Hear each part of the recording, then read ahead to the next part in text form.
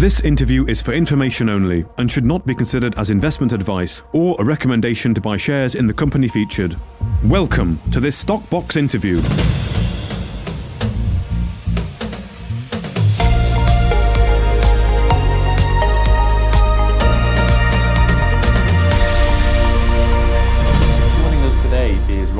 The CEO of Caracal Gold, after publishing a scoping study focused on the expansion of your flagship Kilimapesa Hill gold project. Now, this is an internal scoping study, Robbie, but full of lots of good information there from the RNS today and the highlights.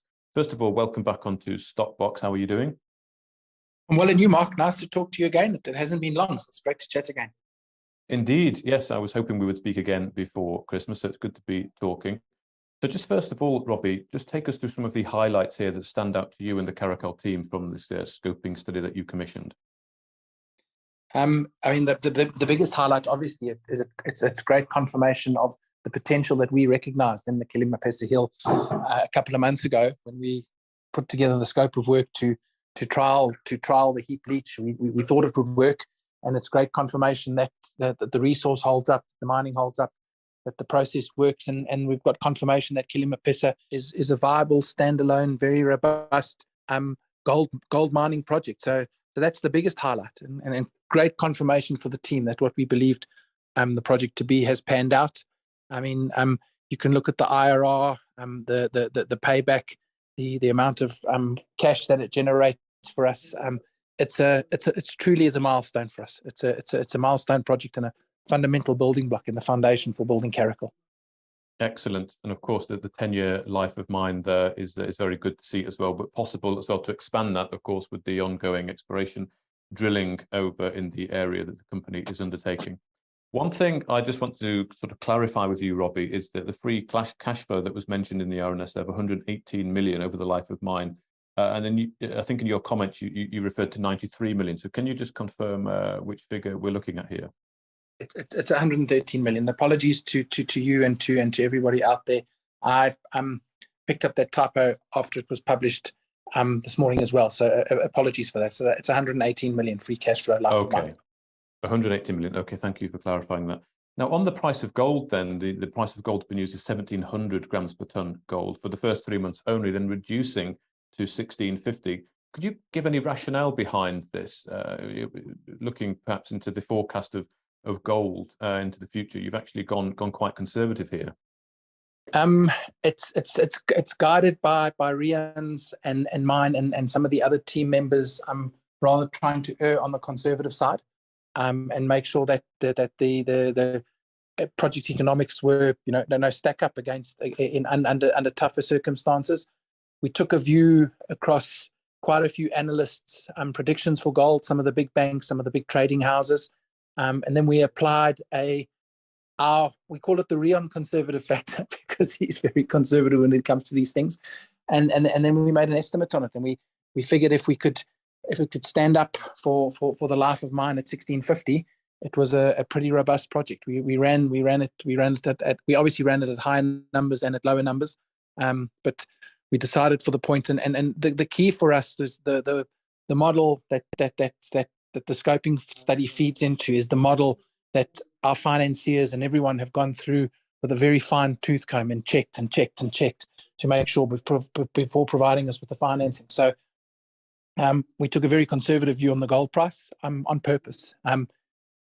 That being said, there's quite a few other areas where we've erred on the conservative side. I mean, on recovery side, for the heap leach, we've built into the model a 45% recovery. In the field, in practice, we were achieving 10% higher than that at the moment.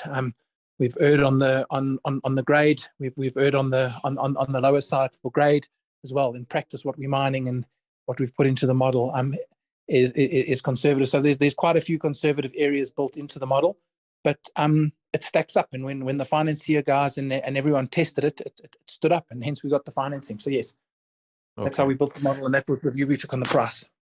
Well, it's not a bad idea to take a conservative view, particularly with the uncertainty with what's going on. Of course, there's the upside bonus. I've heard predictions of 2,300 grams per ton gold. The price of gold, 2,300 going into the second half of next year. But it does remain to be seen. So erring on the side of caution is probably a good way to take this at this stage. Something else that I'd like to just clarify with you is regards to the expansion, because I've seen some comments that people might be concerned it's been delayed, and the comment from the RNS: with funding in place, the company now plans to fast track the expansion project with completion anticipated towards the end of H1 23. So I think originally the expectation was perhaps that the commissioning of the plant would commence by the end of the first quarter to get to that 24,000 ounces production. Has this slipped then a little bit, Robbie? Is that what's happened here? Yeah, I mean, it links to the financing. We can't build the expansion without the financing, and locking the financing in took us longer than what we expected. We originally expected to have the financing in place by the end of August, and that stretched all the way through to December.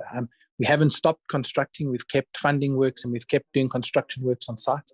But as everybody will know, the people who've built mines before and investors in companies such as ours, there's some big ticket items which we needed this funding locked in to buy, like the new crushing plants, the new elution plant, etc. So the time frame, including commissioning, is now by the end of H1. So construction will finish March, April, and then we've got 2 months for commissioning.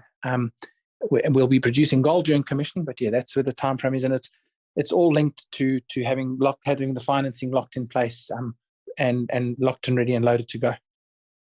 Okay, so it's all linked to the financing. Just on that, Robbie, is that something people should be concerned about? Are the team in Caracal concerned that it's taken longer than planned and this timeline has been slipped because of the financing? What's your feeling on getting that secured? Absolutely 100%. No, when we've presented to other financiers and we've presented to other groups and at the one-to-one conferences in Frankfurt and in London, people were quite amazed. They asked us when we met OSIM and when we met Valora, and I said May at the one-to-one in Cape Town this year. And they went, "What? You've only known them since May?" Normally a financing like this could take anywhere between 12 and 18 months to get done. So we believe the financing was put in place timeously. We may have set a bit of an aggressive timetable for it originally. We had some stuff on our side which we had to get into order, which may have cost us a bit of time.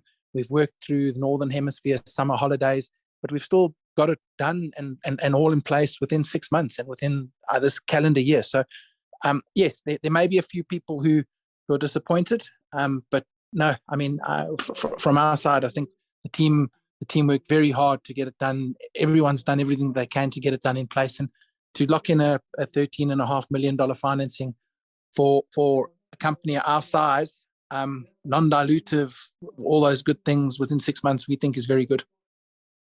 It is certainly very good, but these things do always take longer, generally speaking, than everyone would like to happen. So barring any final sort of ticking of boxes or hoops you have to jump through, you're not seeing anything that's going to put this at risk, are you, Robbie? No.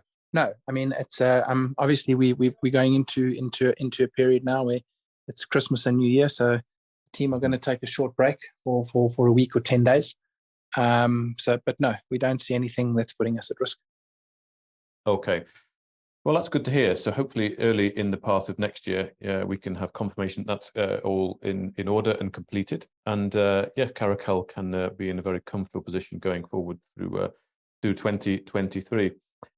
Have you got any update on the Q3 production figures that the market is anticipating from Caracal? Again, this rests with me. I have had the information sent to me. No excuses. We're a small team and we've been covering a lot of ground. The financing, getting the exploration stuff done, getting this RNS out.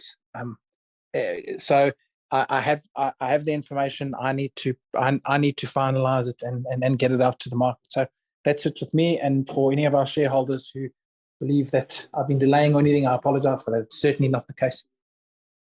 Okay, excellent. Well, again, we can anticipate that. Do you think Caracal might be looking to perhaps expand the management team a little bit, Robbie, if things are getting pretty busy? Is that something that you're perhaps looking at? We're moving into a new phase for the company, Mark. We've I mean, unless you've been through one of these financing, maybe it can be hard to imagine the amount of work and the intensity of the work, and working with lawyers in 4 different countries, coordinating investors in Paris and Vienna, lawyers in Canada, South Africa, London, Kenya. It's a big job, but we've done it. So we're always looking to strengthen and grow the management team. We've identified the areas where we need to do that.